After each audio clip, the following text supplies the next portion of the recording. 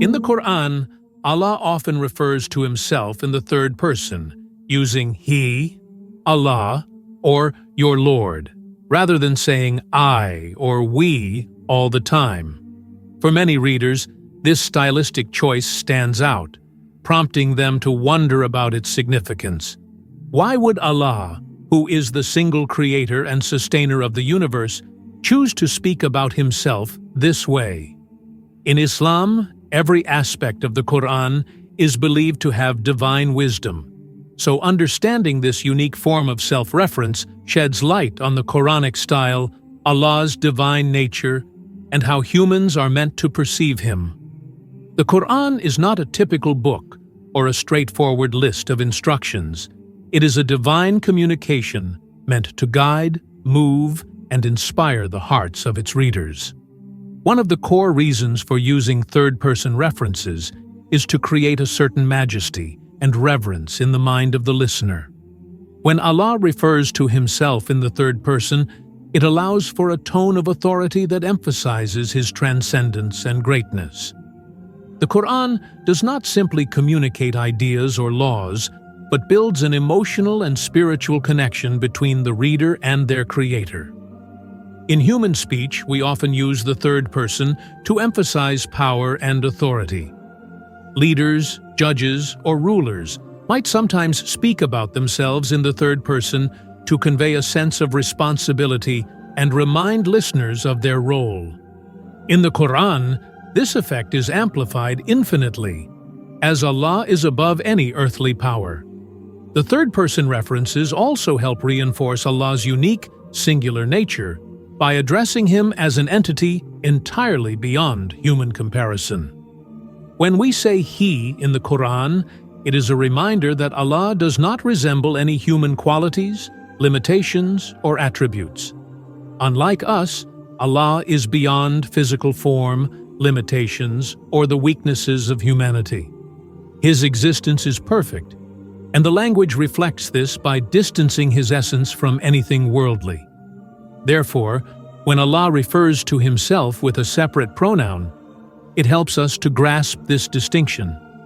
It sets Him apart, reminding us that He exists outside of our physical realm and perceptions. In addition, these references create a storytelling effect in the Qur'an that can deepen the reader's engagement. The Qur'an frequently shifts perspectives, moving from narration to direct address, creating a dynamic flow that keeps the reader attentive. For example, when Allah speaks in the third person, He is guiding the reader to consider His actions and characteristics objectively. A verse may describe His kindness, wisdom, or power in the third person, prompting the reader to reflect on these attributes more deeply, as though analyzing the qualities of an unseen but deeply significant presence. This third-person narration invites readers to learn about Allah from an angle that promotes reflection and curiosity. One of the most powerful effects of the third-person style is that it allows Allah to tell His own story in a unique, captivating manner. The Qur'an, at times, narrates the events of prophets and past nations, Allah's actions in guiding them, and the consequences they faced. In these accounts, Allah often describes Himself in the third person to highlight His constant presence and oversight throughout history. By using He or Allah, these stories are narrated with a compelling depth, reminding us that Allah was present in every era, watching, guiding, and intervening. This style emphasizes Allah's timelessness and His role as the ultimate storyteller who recounts His wisdom, mercy, and justice across generations. Additionally, the third-person references in the Qur'an emphasize Allah's independence from His creation. It signals that Allah does not need human praise or acknowledgement to exist or to be powerful. Whether He speaks of Himself as He or we, Allah's essence remains unchanging, unaffected by how humans perceive or speak of Him. The Qur'an often calls for humility in believers, reminding them that their understanding of Allah is limited. When Allah refers to Himself as He, it subtly underscores His transcendence and absolute self-sufficiency. Finally, the third-person style encourages readers to speak about Allah to others, spreading knowledge of Him with reverence. By hearing Allah referred to as He or Your Lord, readers are subtly encouraged to remember that their relationship with Him involves both awe and love.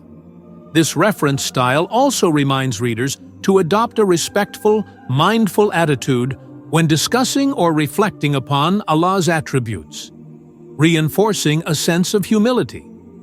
In the end, the Qur'an's choice to have Allah refer to Himself in the third person is a masterful linguistic device that serves multiple purposes. It reinforces His majesty, emphasizes His distinctness from creation, and adds depth to the storytelling of divine guidance. It creates a sacred distance that protects the sanctity of Allah's attributes while drawing readers closer to His message. This form of address engages readers, fostering reflection and reverence as they navigate the powerful words of the Qur'an. By understanding this subtle yet profound stylistic choice, we gain insight into the wisdom of Allah's words, making the Qur'an a deeply engaging, timeless text that inspires hearts across generations. If you're enjoying our content and want to see more, don't forget to hit that subscribe button and like this video. Your support helps us grow and reach more people.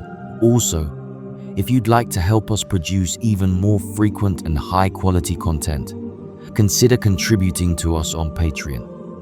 Every little bit helps, and it means the world to us. So, share with your friends, and let's keep this journey going together.